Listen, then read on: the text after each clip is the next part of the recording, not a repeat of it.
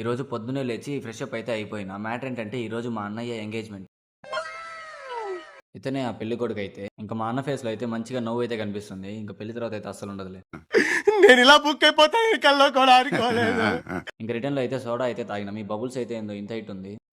ఏంటి బాబా అన్న ఇంకోసారి అన్న ఇంకా నేను మా ఫ్రెండ్ అయితే కాలేజ్కి అయితే వచ్చేసినాం. మా ఫ్రెండ్స్ని చూస్తే లూడో అయితే ఆడుతున్నారు.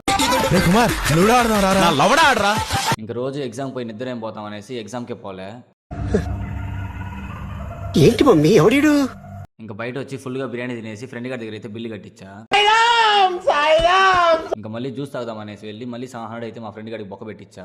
ரொம்ப కష్టం బ్రో. ఇంక ఇన్ని బొక్కలు పెట్టినాక అక్కడే ఉంటే బొక్కలు ఇరిలా కొడతాడు అనేసి అయితే ఇంటికి అయితే వచ్చేసిన.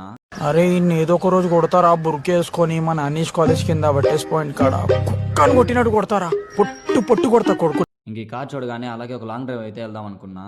కానీ నాకు డ్రైవింగ్ రాదని ఇప్పుడే గుర్తొచ్చింది. ఏంటి మమ్మీ ఎవడీడు?